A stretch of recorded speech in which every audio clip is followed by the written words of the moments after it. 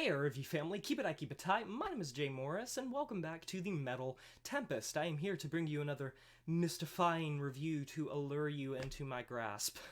And today I'm going to be talking about the new Sanguisugabogg record entitled Homicidal Ecstasy. Sanguisugabogg, if you are unfamiliar with them, are an Ohio-based brutal death metal band with a lot of other influences that basically blew the ever-living hell up in 2021 with their record Tortured Whole. Now, this is due to a lot of factors, but the interesting thing is, even if you compare this band to bands that blew up on 20 Buck Spin like Witch Vomit and Tomb Mold, they were blowing up in a way that you rarely see death metal bands in the modern age blow up. Whether you love them or you hate them, this band did something that very few bands nowadays in death metal are able to do, and that is bridge the gap between the normie and the diehard. And that's because they were signed to Century Media Records pretty much immediately when this band started. And if you are unfamiliar with Century Media Records, that is a big dog label. That's not just like Season of Mist or Profound Lore.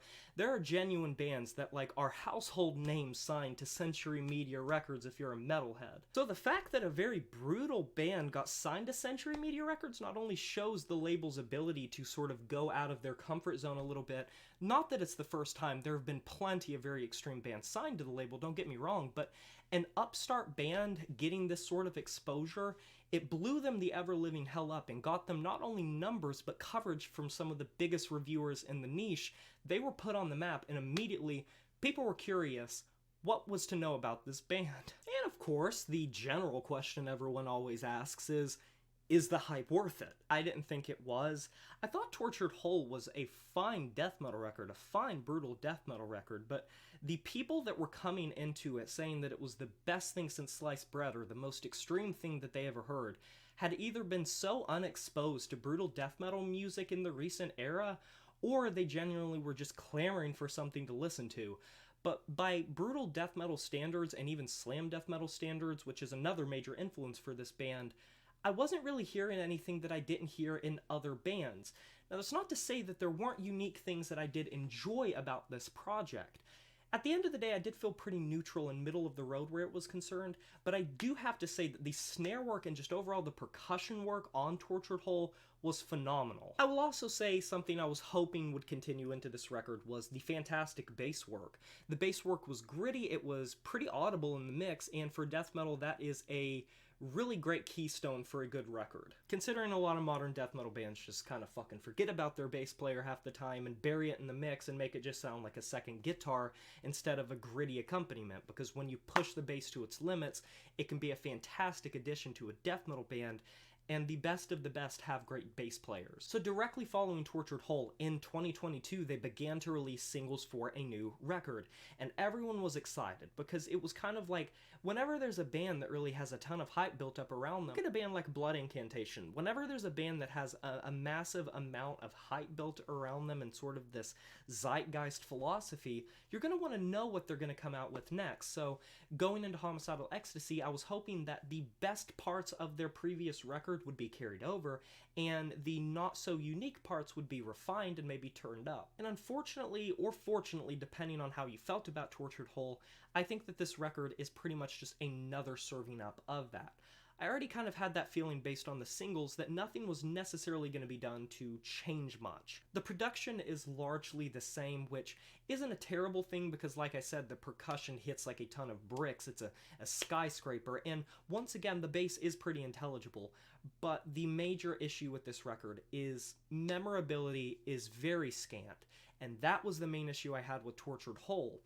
Anytime a band gets a lot of hype, I hope that that record is going to have some sort of memorability that keeps me hooked and keeps me wanting to come back. But I honestly can't say that on Homicidal Ecstasy that's the case. Black Market Vasectomy and Testicular Rot are great examples of speed and aggression and intensity that go by in a blur. Some of the vocal refrains and some of the riff lines are genuinely, they settle into some great grooves, and I would borderline say that sometimes they do get a little more technical across this record. One thing I didn't like about Tortured Whole is it felt very one note and one dimensional, and it was difficult to tell the tracks apart, because even on multiple listens, it all just sort of blurred into this large haze of brutal death metal and slam metal. The down-tempo, beat-down riffs that permeate this entire record, unfortunately, just kind of go by in a haze more often than they don't. Now, one improvement that I can say over Tortured Whole is, on Tortured Whole, the vocals were once again very one-note, just grunterial, guttural, standard death metal and slam metal growls, almost like that toilet bowl timbre. Devin Swank is not a vocal chameleon, he's not a vocal acrobatic, he's no Travis Ryan, but I did find myself enjoying how he kind of layers his vocals in a fun way in the mix, or combines different sorts of gutturals and grunterial growls to really make sort of like this amalgamation and this monstrous sound.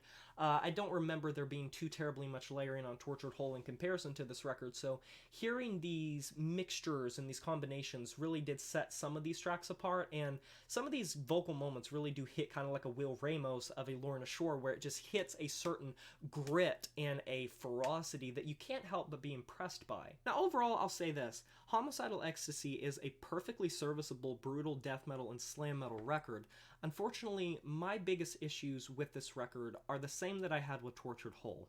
I think the memorability is pretty scant, and overall, I am feeling more positive than negative about this record, because when I first heard this and when I went in for my second listen, I did find myself enjoying some of the grooves, and it's great just turn your brain off death metal music, and I think that they do a better job on this record of blending their slam metal and their brutal death metal influences to almost sound like a devourment at times.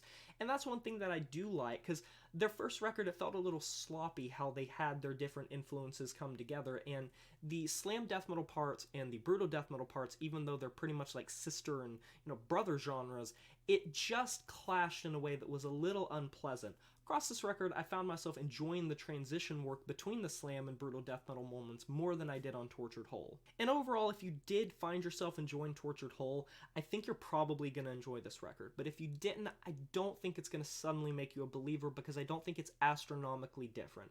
And I kind of would have liked to see a little more risks being taken across this record, considering the hype that had been built up with Tortured Whole, but I can understand why the band would want to just serve up something similar to what they did on their first outing, because they obviously are getting a ton of exposure and popularity in the death metal niche, and I have no doubt that people are going to end up enjoying this record.